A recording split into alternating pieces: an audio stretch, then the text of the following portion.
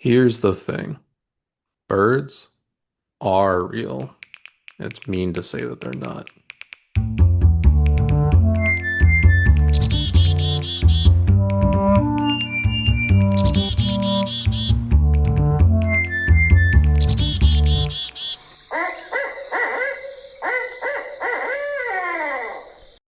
Welcome to a new episode. I'm not gonna say it. You can say it Welcome, though. welcome back. We are here once again, back with the weekly episodes. We've never left. Our last episode was last week, so Yep. hope you're enjoying the continuous stream of content here. If there's one thing you can say about the Birds Are Real podcast, season 3, it's that we put out an episode very consistently. That is Um, that's pr- that yeah. That's been our main goal this season, and I think we've stuck to it, and hope you're all proud of us. I think it's reflected in the numbers. Our listenership is skyrocketing every Yes. week. So, we're going to dive into the numbers a little bit today, but first, hmm I think we should go over some field notes because admittedly it has been a little while. It has been a little while. I know you have some exciting field notes, a good amount of field notes. I've been out birding a few times. I am looking forward to spring migration here, especially being along the coast. And Back Bay Wildlife Refuge is a huge stopover site for a lot of these migrating birds. So I'm especially like godwits, like those birds with the some of the longest migrations recorded. Um, we get a lot of red knots here, apparently. Looking forward to seeing some red knots and a bunch of different warblers. Black-burning warbler, probably my top one that I'm trying to see. Um, so yeah, definitely excited for that. That's like I think the peak season's around like mid-April to mid-May, so coming up for sure. Um, Gonna be gearing up for that. Um, I tried out a different place, and by a different place, I mean it was on eBird with I don't think anyone had made a checklist there in like a month or something. Nice. Um, yeah, I don't know. So it's like we obviously typically go to the places that there's been a lot of birders and there's a lot of birders because people see a lot of birds there or cool birds there, people have a reason to go there. Um, but this site, I don't know, something drew me to it. It was near some water. I looking it up on Google, it was like it's this like temporarily closed colonial museum kind of thing. Um, I don't know what possessed me to go there, but I went Nice. and there was like a bridal shower going and I like rolled up with a camera. They were like, we didn't order a photographer. I was like, yeah, yeah, no, I'm here Not for here for birds. you. Yeah. Yeah. Um, Nothing super exciting, but I did see a lot of pine warblers and a lot of yellow-rumped warblers getting pretty good at knowing what a pine warbler is. Those two wing bars, pretty cool. Saw some wood ducks from a distance. But yeah, nothing super exciting, but I don't know. It was kind of fun and novel to like go to a place that had zero checklists. hmm And I still got to see some birds. Saw a ridiculous amount of hummingbirds, northern mockingbirds. I haven't seen Ah, like nice. Yeah. I feel like they're not like they don't congregate together too often, but I probably saw like 15 in this one area. It was wild. Nice. That's really cool. Did you complete an eBird checklist? No, I like thought of it halfway through and I was just like, oh, I'm not gonna do it, but That's maybe fine. next time. I would Yeah. keep it secret for you. It's if we're fans My of hot one spot. thing here at the Birds Are Real podcast, it's gatekeeping. So, hmm um, does it have a funny name? Everywhere you've gone so far has had a really good name. No, this one was just called Lynn Haven Colonial House. It wasn't, Okay. yeah. Also, Well, so a little bit about this place. I didn't look too much into it, but seems like it's like some former plantation owner's house, which like feels weird, right? But I think like turned it into like a history museum kind of thing. So I don't think it's like celebrating that fact anymore, right? Yeah. Um, but I don't know, maybe still a little strange to have like your like bridal party at at like a former Yeah. plantation house. But I feel like, yeah, you anyway, kind the of, scenery was pretty around it, so I guess that's probably primarily why they were there. that's good. That's good. Yeah. I feel like you can kind of get into that situation quite a bit when you get Virginia and more southern, where Oh, there are yeah, for lots of sure. plantation houses. But Hmm. um, glad that at least you are using it for bird purposes. It's a good thing The to only do, I ethical think. way to use a plantation, yeah. Yeah, for birds. Um, well, that's cool. Spring migration is definitely it's like starting and it's gonna kick into full swing pretty soon. It was really nice here in Philly a little bit ago, but I wasn't here. I was in Florida. I went down to Tampa, Florida with my dad. We went to some baseball spring training games, which were quite a lot of fun. And then the other thing about Tampa is, other than the baseball stadiums, there are lots of strip malls and lots of highways. The traffic lights are very, very long. There's lots of traffic. It's an interesting place, but there are also these like random pockets of wetland, places that like haven't been developed and they're incredible for birding. So I saw a lot of Hmm. birds. I think I saw somewhere like 35 species or something. So first I also didn't know where to go because I don't know anyone who lives in Tampa. I don't have any recommendations of where to bird in Tampa. So I was just trying to look it up myself. I would go on eBird, see which hotspots were, hot, and then I would cross-reference with Google, but when I searched on Google, there was like this random person's blog who every time I saw a good hotspot on eBird, I'd look it up and this person's blog would say like, this place sucks. There's like no birds there. Don't bother. But I decided to trust eBird instead of this person's blog, and I'm glad I did. So one of the places I went was called Lettuce Lettuce Leaf Lettuce Lake State Park. Yeah, yeah, you posted a photo of a alligator, crocodile, Alligator. Yep. an alligator, and you tagged it at Lettuce Lake. I thought that was a fun name for a lake. Yeah. No, it was very cool. Cost $2 to get in, but gladly paid it. Saw alligators, pretty small ones, a couple of them though. They really blend in. So we were up on a boardwalk, kind of above the swamp, and Hmm. I'm very glad we were because otherwise wouldn't might have stepped on an alligator and then gotten my leg bit off. Who knows? But they were pretty small. Like they were not the big alligators that you see like walking around on golf courses and stuff. Right. But we also saw, I mean, we saw a lot of stuff, a lot of good stuff, a lot of northern parulas. There were a bunch of northern Oh. parulas around, which was fun. But the most fun was limpkins. We saw some limpkins, which are, you know, ibis adjacent birds, I think, kind of like rails, actually, Hmm. closer to like a clapper rail. And they are loud. They're so loud. It's kind of amazing. They're just scream the entire time we were there. And it's boy, like look up the sound if you want, but make sure your volume is turned low because this is a very loud bird. So that was fun to see. There were also I don't know what was going on with these vultures, but there were a lot of vultures. I think maybe it was like a mating season sort of thing, but there were like 200 vultures swirling around just like in the sky the entire time we were there. So that Whoa. was pretty interesting.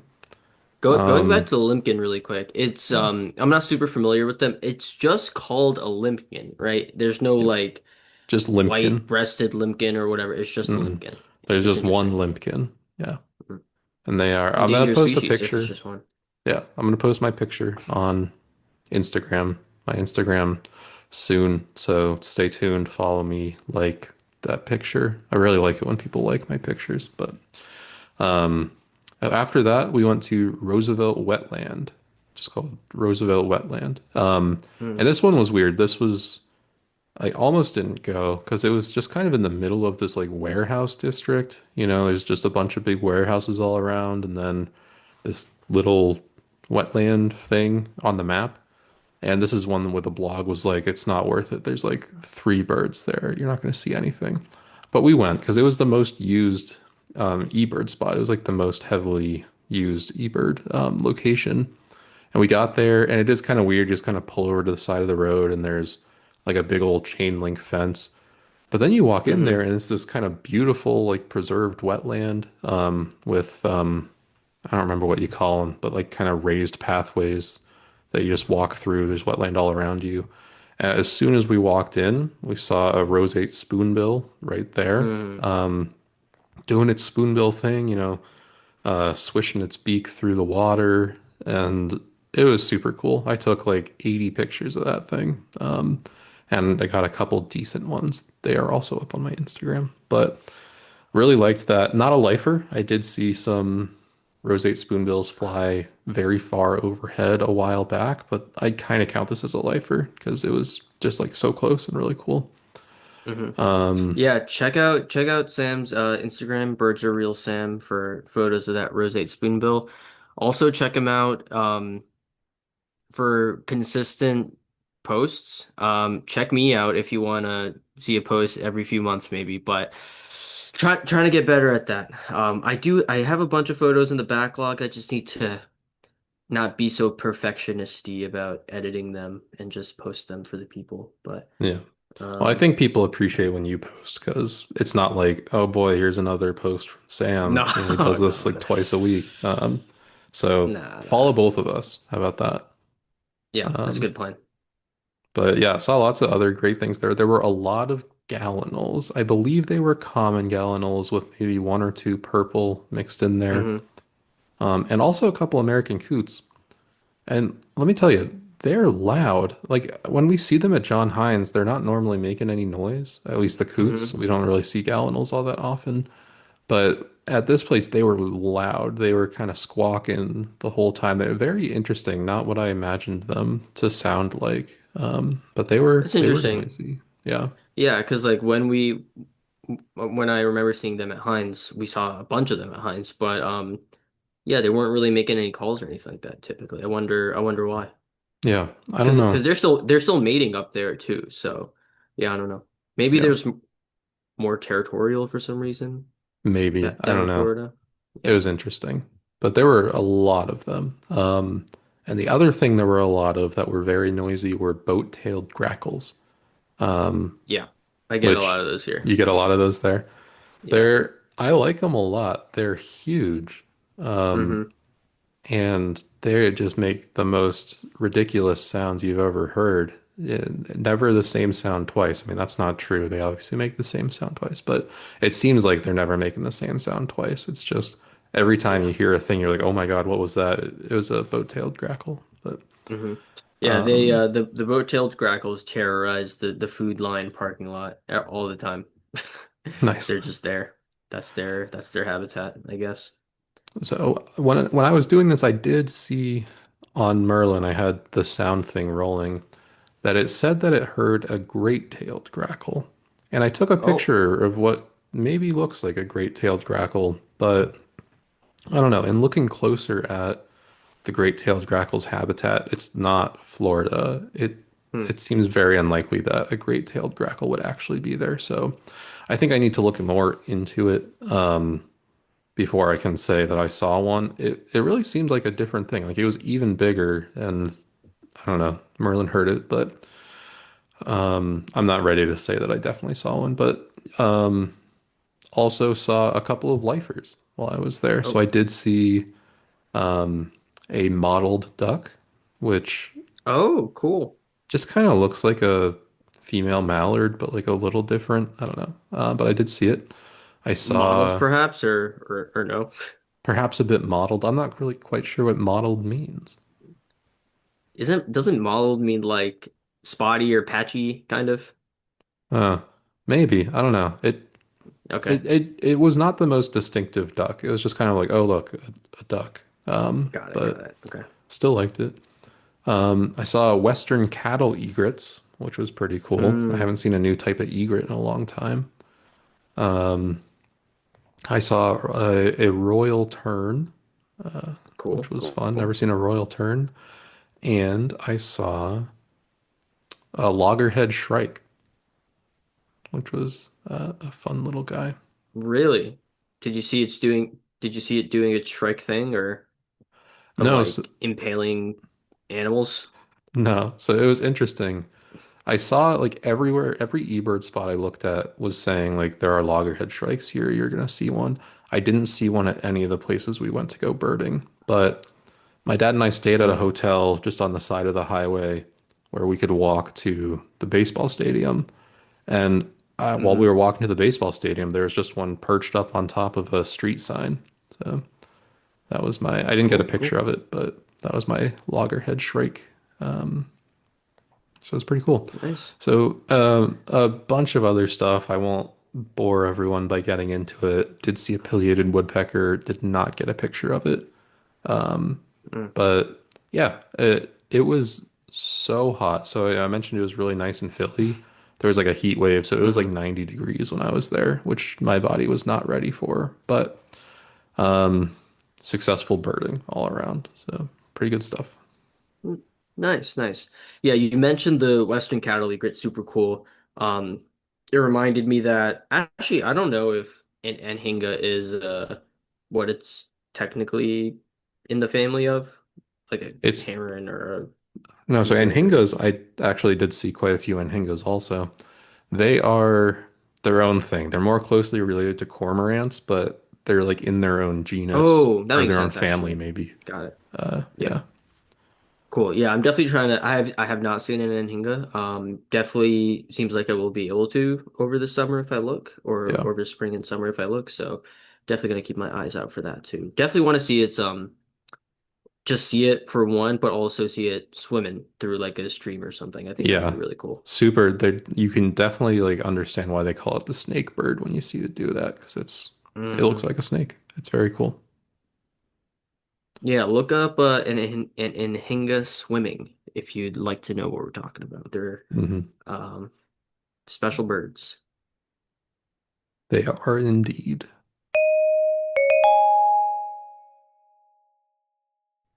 All right. So, long time listener, long time Hoot topic sender, Nick has sent us another Hoot topic. He asks, any interesting stats from the pod Spotify Wrapped this year? So yeah, he sent that to us like 4 months ago. But we're getting to it now. And so Sam and I tried to pull up our creator Spotify Wrapped, but it like expired or something. Like we can't pull it up. But Can't find we it. do Yeah. ha we do have our analytics app or like our podcast analytics. So we're just gonna go over those. I think those would be fun to share. I agree. Um, Yeah. I will say we got one email that said that we won an award, like a Spotify Wrapped award, which was we were a mm, 2025 marathon podcast. What does that mean? No idea. It didn't say in the email, and I can't find anything when I search for it. So if you know what a marathon podcast is, let us know. But yeah, and then something else I remember from our Wrapped a few months ago was that we were the number one podcast for like 25% of our listeners, which I think is pretty cool. that is pretty cool. Um, got some loyal fans out there. But oh yeah, let's get into the stats. So for gender, 65% male, 35% female. It used to be less even, more even. Used to be more even as we've progressed. It's gotten a bit skewed. Yeah. What are you gonna do? All right. 0.4% non-binary and 0.6% not specified as well. Oh yeah. I just since the other two percentages added up to 100, I just assumed. Okay, Yeah. interesting. Um, yes. All right. For age, 55.8% of our listeners are between the ages of 23 and 27. Um, as of yesterday, am no longer in that group. I am now 28 to 34, which stings a little bit. But I know. It's tough. again, what are you gonna do? What are you gonna do? There's literally You're nothing you can do. we're lumping me into the 34-year-olds. That's what we're doing now. All right, Hmm. I see how it is. Um, 0.1% of our listeners are 0 to 17, so we're really capturing the youth with with this podcast. I have no idea who Um, would be like 17 or younger listening to this podcast, but shout out you, I some guess. some young birders. Yeah. Yeah. We Uh, have, yeah, 3% in the 35 to 44, 3.6 in the 45 to 59, 3.8 in the 60 plus, and 0.1% unknown. Unknown So, is interesting. yeah. Like they don't know or they don't want others to know. I'm gonna start putting my Uh, age as unknown on things, you know? it's a curious case. Yeah. Because age is subjective, right? So it's like you might Yeah. not know it. Yeah, at a certain Um, point. yeah.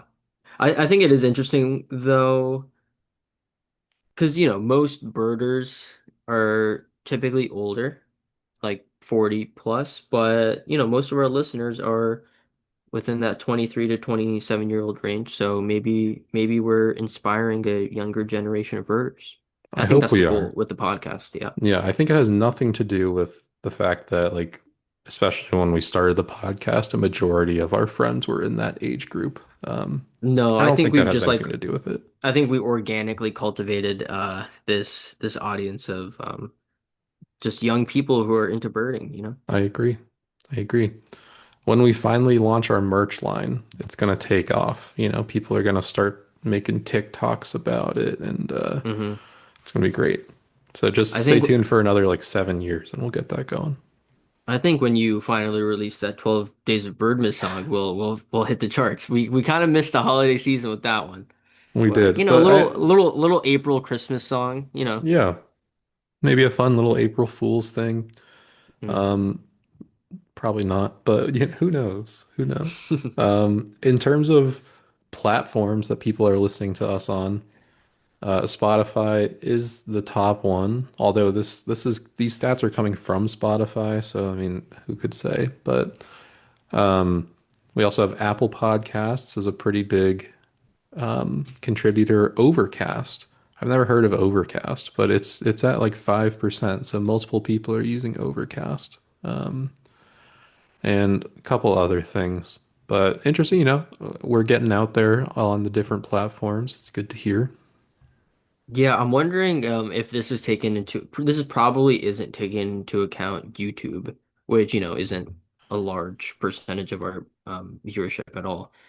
But I mean, it's not yeah, nothing. We get about it's not like nothing. 40 listens per episode and about 4 views on YouTube. So that's like 10%. That's pretty good. Yeah. Um, and the 3% of you that are listening on web browser, just y'all are an interesting bunch. Web browser. Yeah, Um, but yeah, you do you. In terms of geographic location, as you may expect, 90% of our listener base is in the United States. Next most is 3% in the UK. We definitely know we have some UK listeners. Shout out to you all. And then all of these are like 1% or less. Serbia, Australia, Netherlands, Nicaragua, Canada, India, South Africa, Bermuda, Philippines, Latvia, Madagascar. I really hope we do have like Madagascar fans I know. and Lithuanian fans, but I don't know if Spotify can like decipher between if anyone's using a VPN or not. Yeah, and Um, that's the question, I guess. yeah. Um, in terms of within the United States, Pennsylvania is the highest percentage. That makes sense. We both used to live here. That's where a lot of our friends at least used to live. Massachusetts and Connecticut are next up. Definitely has nothing to Okay. do with where we were, raised and where our Grew up. family lives. Yeah. Then New York, Virginia, DC, Maryland.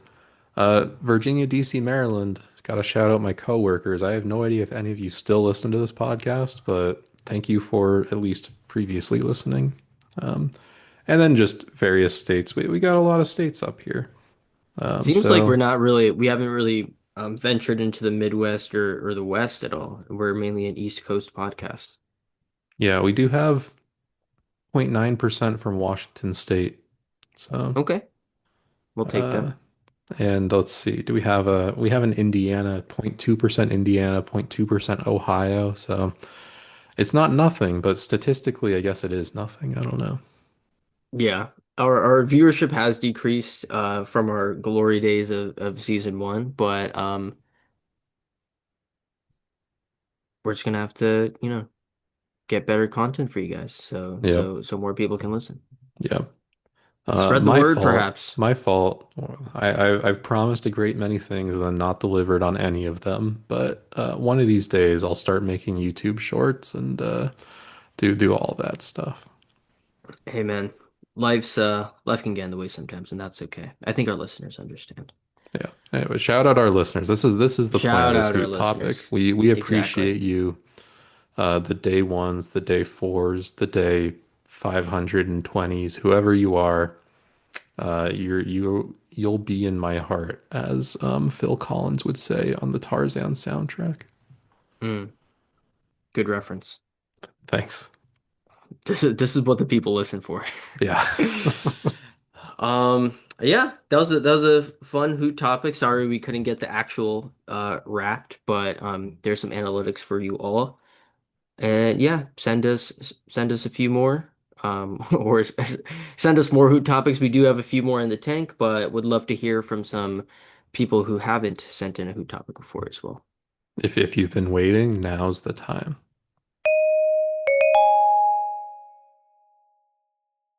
All right. One thing that might not be very apparent to listeners at home, maybe the viewers at home, but the listeners at home is I am kind of a weird looking guy. I'm okay with it. I lean into it. In fact, it's kind of freeing to be able to accept, but I, I'm a little bizarre, especially if you knew me in middle school. I reached the height I am now when I was in like seventh grade. So I was way taller than everyone. And because of that, I had really horrible posture because I'd kind of like bend down, try and be at everyone else's level. I understand that it might seem like I'm trying to brag about my height, but the joke is actually on me because a lot of people caught up to me and surpassed me in height, but I never learned to stop compensating. So now I'm just like an average height person with terrible posture. But okay, I know what you're thinking here. Sam, what does this have to do with birds? Sam, I listen to these episodes in the car to take my mind off my commute to my job where I contribute to our ever-growing capitalist hellscape. Please stop treating this podcast like your personal therapy session. It's making everyone really uncomfortable. And yeah, I understand, but there is a point to all of this. All of this has made me feel a deep connection to a certain type of bird, a bird that also has very strange proportions and a weird curve in their neck, a bird that honestly seems a little self-conscious. I'm talking about herons, or Mm, maybe I'm talking about egrets, or maybe I'm talking about cranes, cranes. or maybe I'm talking about storks. In any case, I'm talking about weird, lanky, long-necked birds with huge, pointy beaks that kind of look like dinosaurs, right? Um, I think that's the those are the classification terms that scientists use to group these birds actually. yeah, Dinosaur okay. looking weird neck. Yeah. But I've been trying to move this podcast in a more science forward direction, so I'm glad that I'm using the correct Hmm. terminology here. Herons, I believe, are a pretty common species for people to name, at least among their favorites, right? Especially the great blue heron. In North America, the great blue heron, I think it has this unique property of being very widespread. You can see it pretty much anywhere you go, but every time Hmm. you see it, it still feels kind of like a rare and special bird. Um, Back when there was water in John Hines, I don't know, we'd probably see at least like 5 or 10 great blue herons every time we'd go out, right? But I still would like stop and take a picture every time I see it. I don't know, it's kind of hard to get a good picture of a heron or a great blue heron, you know? It's hard to get really like a super interesting one. It's like I remember this one time specifically, there was a great blue heron perch like super close to us. Because usually, I mean, at least at John Hines, they were a bit skittish. If we got a little too close, not that we got a little too close, if it was like close to the footpath and someone walked by, it would fly away, right? But this heron Hmm. was perched, chilling. But it was like really hard to get like a good frame of the bird in like a photo just because it's so like it's so tall Yeah. compared to compared and tall and skinny kind of, right? Middle school Sam So proportions. middle school sand proportions, like you said. Yeah, so it is it's an interesting bird to like get photos of and like compose the shot for sure. Yeah. But yeah, it's still, I don't know, very, I always like seeing it, you know? Hmm. Um, Yeah. and I think because while it is a fairly common bird, there isn't much else that looks quite like it, right? If you're walking around outside, it can be pretty easy to tune out a sparrow or like a robin or a pigeon or even ducks if you're walking around by the water, just because like you see them so much and you kind of stop noticing them unless you're actively looking for them, right? Hmm. But a great blue heron, because it's so distinctive in like its shape and its height, and it's generally pretty visible. Normally, they're kind of even if they are like a little skittish, they're out in the open. You know, they're like out in the Hmm. middle of some water, or they're pretty easy to see. So it's pretty hard to ignore a great blue heron, no matter how often you see it. And I think that kind of goes for other herons. They're not normally quite as common, but I don't know. Do you have a favorite type of heron? Favorite type of heron? Hmm.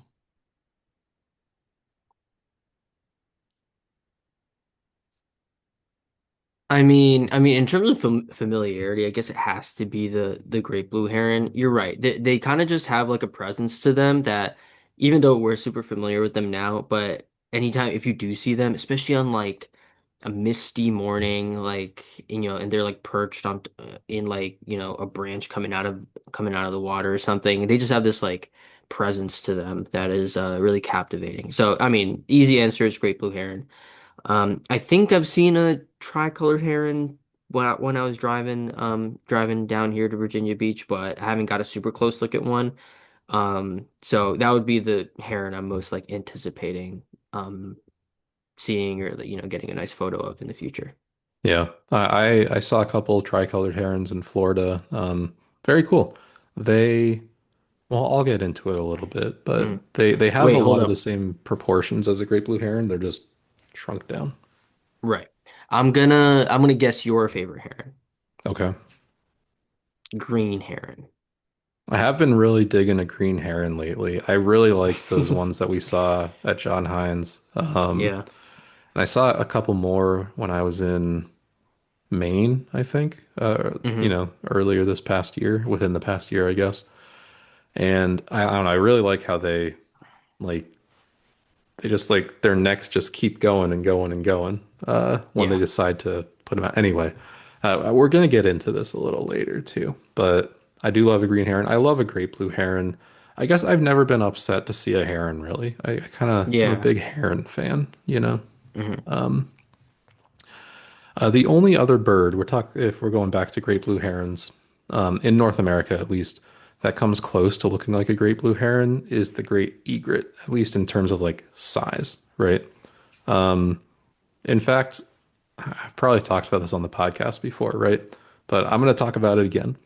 In the southern tip of Florida, in like the Florida Keys in Miami, there is a morph of the great blue heron Hmm. called the great white heron. People used to think it was a different species altogether.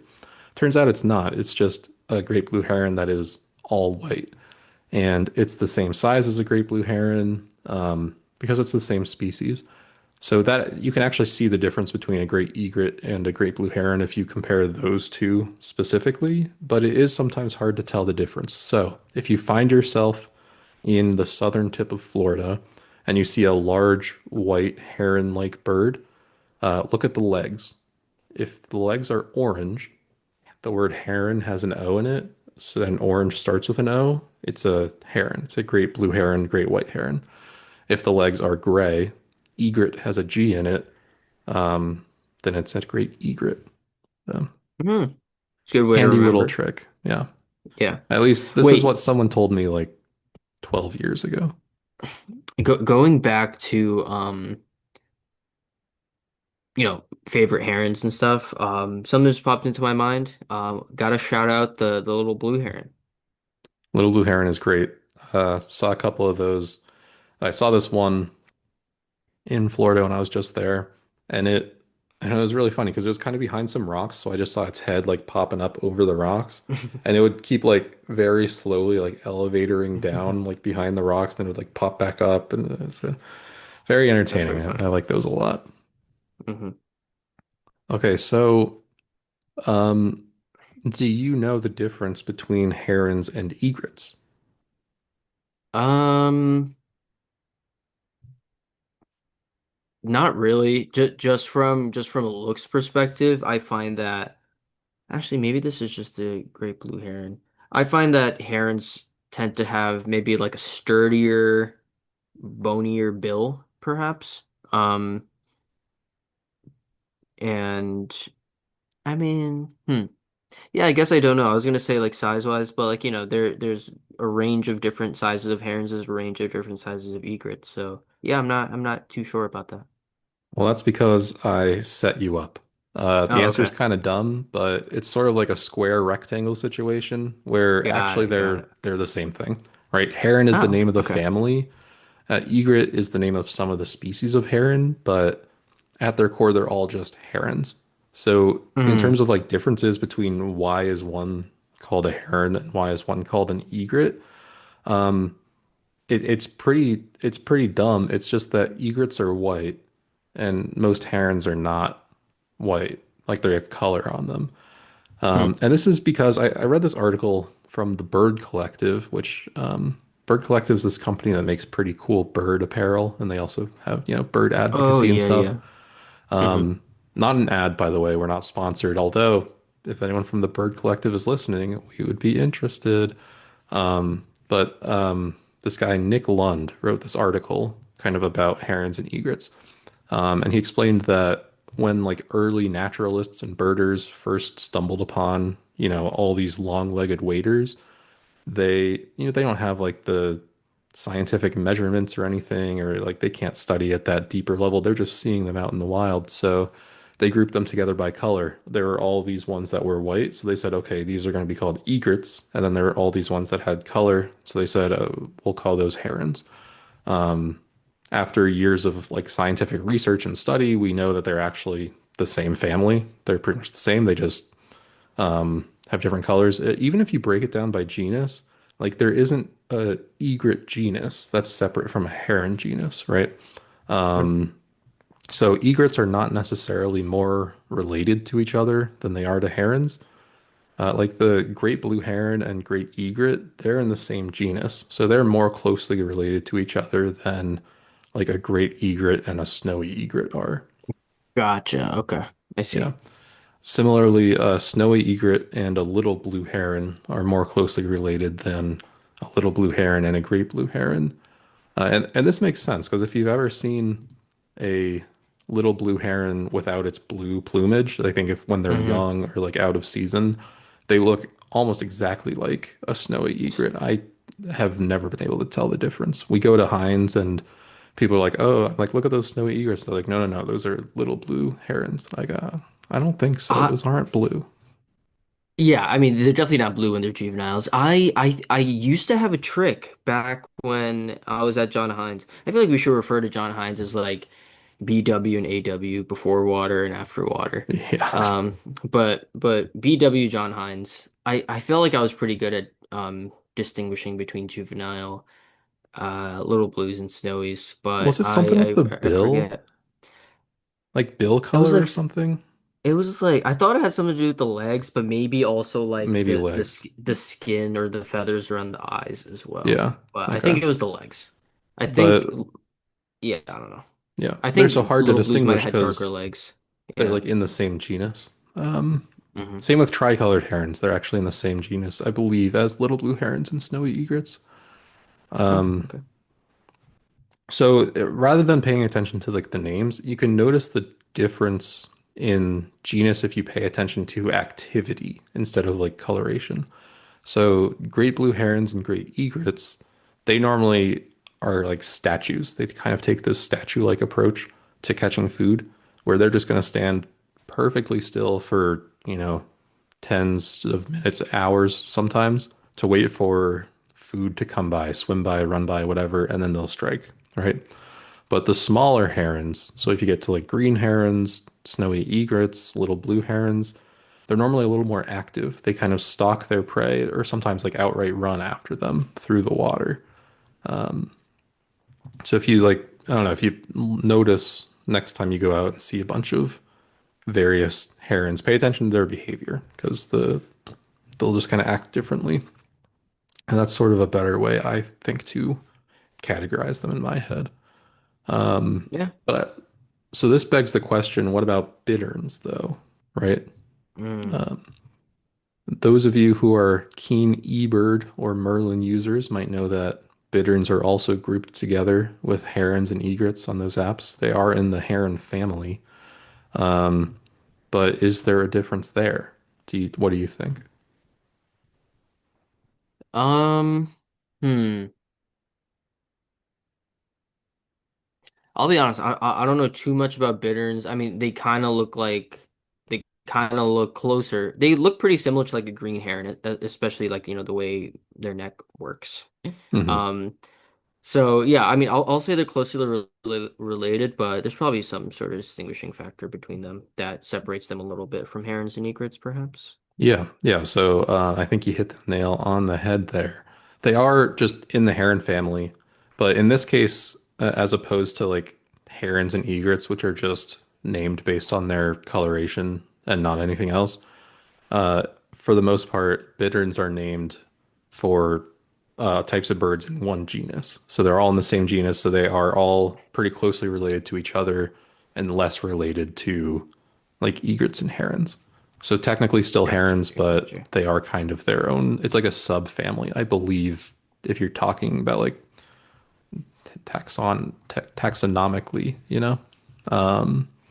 Hmm.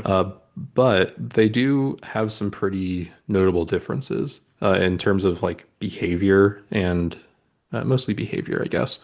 But for one thing, most bitterns don't nest in trees like herons and egrets do. Mm, If you're listening at home, you didn't know this. Herons, like great blue herons and great egrets, big giant birds, they do nest in trees. If you ever see like a tree full of herons, it's pretty cool. But bitterns do not do this. They mostly nest on the ground within like thick, tall reeds. So it's really hard to find them. They spend most of their lives hidden among these tall reeds. That's why, I mean, I don't think either of us has seen one, or maybe we saw one at Cape May. I didn't see it, but they're really hard to find, bitterns. And because of yeah, this, that Cape May bittern sighting it was kind of comical because first of all it was so far away. We were using other people's spotting scopes to see, and they're like, yeah, you see that like the tiniest speck you've ever seen in your life mhm, next to that like super tiny twig over there. Yeah, we're pretty sure that's a bittern. And I was like, okay. yeah, But I don't think either of us like truly saw it. Yeah. no, couldn't see it at all. And that part of this is because bitterns, unlike herons, which typically will nest together in big like rookeries, kind of big colonies. If you look at a heron nesting in a tree, there's normally like 20 of them or something. Hmm. Bitterns are more independent. They nest alone. They nest by themselves, hidden among the reeds. So it's harder to see like you're never going to see a group of bitterns together for the most part. So they're really hard to identify because they stay hidden in there. Also, their agility is quite different from other herons. So, like, kind of the bigger you go in terms of herons, the less agile you get. That kind of makes sense, right? That's why the great blue herons and the great egrets stand like totally still and hunt that way. But when you get down to bitterns, which are generally the smallest herons, they are really agile because they're spending all their time like running and kind of like perching on tiny little reeds, going through the reeds. So they're very hard to hear because they're so agile when they're walking around. Especially if you Hmm. compare them to even a smaller heron, like a green heron or something. Those are going to make a lot more noise when they're walking through the reeds. So yeah, they just sneak around. It's why you can never see them. But at their core, bitterns are still herons. They're just like a little more different than herons and egrets. Got it. Yep. Yeah. And it seems like they're more related to each other compared to when you're looking at a heron and an egret. It's not the case where two herons are more closely related to maybe a heron versus a heron and an egret. Yep. That's good to know. Exactly. The only exception I came across in my very extensive research was there's a bittern. There's all of the bitterns seem to be in the same genus except for one, which is in a separate genus, and they actually call it the zigzag heron, but it's more closely related to a bittern than a heron. Why do they do that, dude? It's like, I don't what's up with know. that? Just to so we have something to talk about on our podcast, I think. It's Oh, very nice of yeah. them actually. The zigzag heron. Interesting. Zigzag Yeah. heron. Um, where we start seeing some real differences though is when we start comparing herons to cranes, plural. Hmm. Um, if you just glance at like a great egret and a sandhill crane, both big, like white, tall birds, they look like they would be much more closely related than a great egret and an American bittern would be. But cranes are an entirely different family, different species. Hmm. The cranes are not herons. They're not egrets. They're just like a different thing, right? We talked about, I think, convergent evolution back in season one. Hmm. But it's where, two completely distinct species have evolved totally separately from each other, but end up having a lot of similar traits. So this is a case of that. So like great egrets, great blue herons, cranes are huge. They're actually a little Hmm. bigger. I think the I whooping was gonna say cranes, I thought they were I thought they were significantly bigger, but maybe not as much as I'm thinking. Also I heavier. think they're heavier, definitely. Yeah. And they're like a little taller. The whooping crane, I believe, is the tallest bird in North America. Hmm. And they do have a lot of similar traits, right? Like they have long legs, they have pretty long beaks, they have long necks, but they use the traits quite differently. One of the easiest ways to tell herons and cranes apart from a distance is by looking at their necks, especially when they're in flight. The great blue heron and the great egret very noticeably like tuck their necks in when they fly. They kind of make like an S. So their head is really close to their body. It's not like out at all. Other herons also do this. You mentioned the green heron. It doesn't look like they're doing it. So like green herons, black crowned night herons, bitterns to an extent, they don't look like they're tucking their necks in, but they are. It's just the way their feathers are like on their body. It kind of hides their full neck. So they also have like really long necks. If you see a green heron, especially, they can really extend their necks like super far, and that's how long their necks actually are. They just like hide them down like that.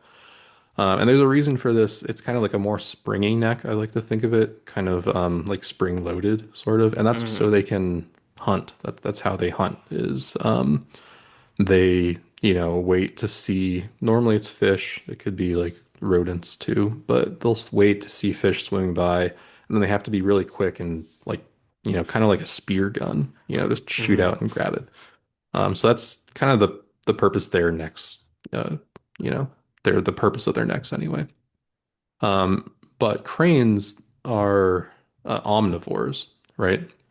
Cranes don't do this with their neck. When they fly, their necks stick straight out, kind of more similar to how a goose or a swan flies, if you've ever seen that. Hmm. Their necks are like straight out. They look a little more goofy, I think, because of that. And it's because their necks aren't springy like this. Crane necks are more kind of like giraffe necks, where they use them to help get their beaks closer to food sources. So whether that's on the ground or up high, cranes are omnivores. So they'll eat fish like herons, but they don't really hunt them in that same way. They're mostly scavenging. So they eat a lot of grains, fruits, nuts, a lot of plant material. So for them, the neck is less of a weapon and more of like tool to reach different places. Um, Yeah, and I think we definitely saw that when we saw those sandhill cranes at it was Bombay Hook, yeah. Bombay hook. Yep. It was at Bombay Hook, yeah. Um and also on the wingspan card for sandhill cranes. Is it 3 wheat or is it 2 wheat and a whatever spot? I believe it's that. Yeah. Yeah, which makes sense. Like you said, they're omnivores. So hmm um So and accurate game wingspan. yeah, very accurate game. And so the beaks are similar, right? Like they look like they have almost the same type of beak, but a heron's beak is like really hard and really Hmm. sharp, and that's so they can spear. It's like part of this hunting thing. A crane's beak is a little softer, a little more flexible, but it's really long so they can reach all of this food that they're trying to get to. So interesting case of like evolving to have the same traits for different reasons, I think.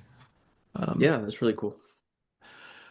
Also, another way to tell them apart is just in the way their body shape is. So, a crane will typically be a little more horizontal. When I look at them, I kind of see them as like pre-ostriches. Does that make any sense? I don't know. Like they're ostriches that can still fly. I was thinking the same thing. It's Okay. kind of got like the ostrich kind of body shape because it's more hmm like a rounded horizontal with the neck Yeah. compared to like a vertical column more, which is what you see with like a heron or an egret. Yeah. And I think this makes sense because, I mean, as we talked about, cranes are, I think, one of, if not the heaviest birds in North America. Hmm. When you see them flying, it's not the most graceful thing you've ever seen. I think, like, somewhere along the way, cranes and ostriches probably were evolving in a similar way. Ostriches took it a little further, but cranes, are at a point where they can still fly, but a lot of their traits are similar. Whereas herons are more upright. They're kind of more Hmm. vertical compared to the horizontal.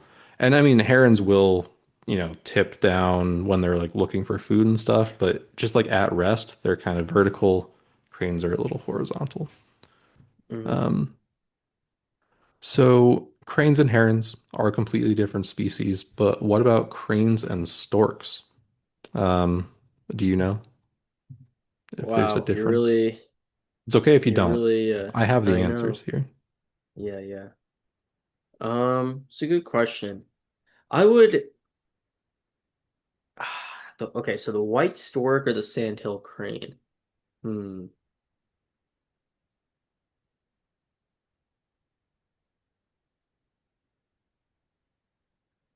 I would venture a guess that they are more closely related to each other, but not as closely related as like a heron or an egret are. That is a really good guess. Yeah. Um, I wanted to bring storks into the conversation because as we all know, storks bring newborn babies to their parents. That's, what they do. And if you Yeah. think about it, if you really stretch it, that kind of makes them mascots for birthdays. And it was Keisha's birthday yesterday. So everyone listening Oh, to this, no matter where you are, if you're on a crowded train, I don't care, say happy birthday out loud and clap 3 times. Um, no Happy more, no birthday. less. Yeah, Thank no you, more, no thank you, less. thank you. Um, but in terms of cranes and storks, I did think it was going to be like a heron egret situation where they were actually synonyms, but in looking into it, they are like different. They are different families. I think they Hmm. are a little more closely related than like cranes and herons are, but technically it's the same separation where they are different families if we're talking at like a taxonomical level. Got it. Storks are interesting because whereas herons and cranes have very similar characteristics that serve different purposes, storks and herons have fairly different physical characteristics that serve pretty similar purposes. So, storks are carnivores, not omnivores like cranes. They're Hmm. carnivores like herons are, but they don't have necks that are super long. Like if you pull up a picture of a wood stork, it's got a long neck, but it's not really that long. It's not springy like herons have. Hmm. Instead, what they have are these like ungodly gigantic beaks. These are the ones that look the most like dinosaurs. I've seen a wood Yeah, stork they have huge before. beaks. It's the Yeah. scariest thing I've ever seen. Um, but they actually don't stab down with them like you might think they do, like herons do. But instead, what they'll do is they'll use their beak in a similar way to the roseate spoonbill or even the black Mm, skimmer, where they will put it in the water to kind of disturb, crustaceans, whatever, disturb things from the bottom and snap them up. Or like the black skimmer, they'll dip their beaks in the water until something touches it and then they'll snap down on it. mm. Which that was news to me. I didn't know that about storks. But, um, so I think it's interesting that I don't know if we're thinking about like a stork is kind of a conglomeration of heron, crane, Hmm. um, and uh, spoonbill characteristics into one weirdo freak. Uh, but I don't know. Do I have anything clever to wrap this whole main topic together? No. But I wanted to talk about big, weird freak birds for a while because I do feel a great bit of kinship with them. But hopefully, you all learn something and can retain this information the next time you see a big, weird freak bird. Yeah, no, hey, I thought that was great. I definitely learned about the differences between or and the similarities between all these birds. Like you said, we see a bunch of them. We have an inkling of like just visually or like behaviorally the similarities and differences, but yeah, it was good to get to know the actual taxonomical breakdown. And we'll definitely think about them next time I see hopefully a tricolored heron in a few weeks or so. Yeah, with spring migration happening and then like summer birding happening, if you live near water, there's a good chance you're gonna see some big, weird freak birds. So just keep an eye Hmm. out. Yeah. And also if you do spot a great blue heron, try to listen for its call. It's very resonant guttural call. It's pretty cool. Beautiful call. Yeah. Hmm. Terrifying. It kind of is like sounds like a monster goose. I don't know. They really It's squawk at honestly you. it's honestly a good way to put it. Yeah. Yeah. Monster goose.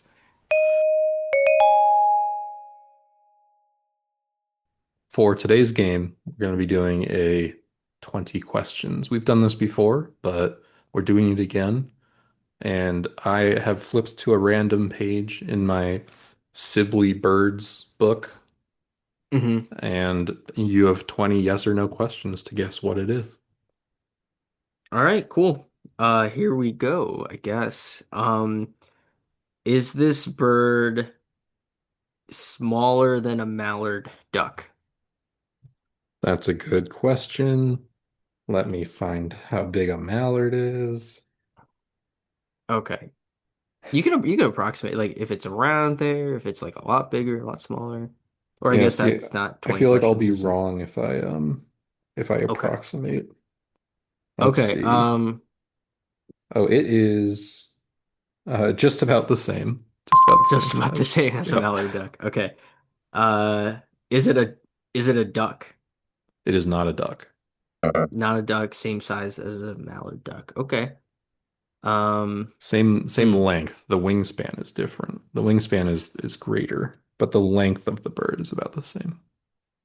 Wingspan is greater. Length of duck is about the same. Or length of the bird is about the same. The length of the duck. Okay, I'll count that another question because you didn't. I didn't really ask that, but you gave to me that the No, wingspan no, was no. greater than a That I should mallard. have given that to you with the first question. Okay, sure. Um, is this bird, does it mainly eat plants? It does not. Okay. Is this bird a heron? It is a heron. Okay. Um, Heron, size of a mallard. Have we discussed it in today's episode? Don't believe so, no. Really interesting.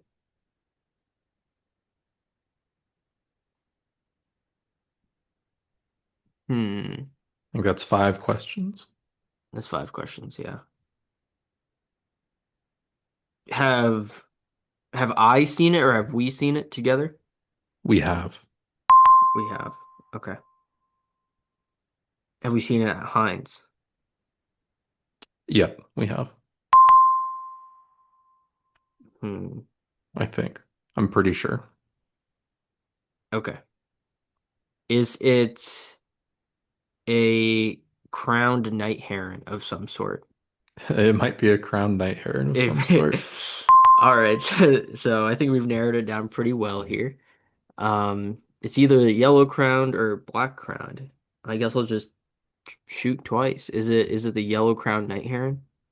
It's actually the pink crowned night heron, lesser Oh, new known species. cousin. No, yeah, it's the yellow crowned night heron. Very good Nice, job. nice. We saw one. It was a juvenile, actually, I It believe, was a juvenile. Yeah. underneath the double decker boardwalk. Really Yeah. hard to tell the difference between a yellow crowned and a black crowned when they're juveniles because they don't have the crowns. But Right. um, Yeah, pretty cool. it was very hidden, obscured. Saw that with Mad Evans. Hmm. Shout out to season two episode or season two finale. Season two, Tech episode 12. Yep. episode 12. We had them on the pod. So Yeah. And that was kind of the first like rare bird that we saw at Heinz. It was like the first like rare bird alert bird I think that we went and saw at Heinz. yeah, and I remember being somewhat upset because my camera was like It malfunctioning was at that impossible to exact get time. it was really in the yeah, the reeds there. But Yeah. very good. Yeah. Nice to round out the Heron episode with a little Heron guessing game. You got it really quick. You got I think it was 8 questions. So I'll step up my game a little bit next time. But Hey, after I establish it's a heron, I feel like there's only a certain heron that's mallard sized. Only a certain amount of places you can go, I feel like. So yeah, I should have chosen an egret. It would have thrown you off, I think. probably. Well, that's our show, folks. Thanks for listening. Glad to be back in the swing of it.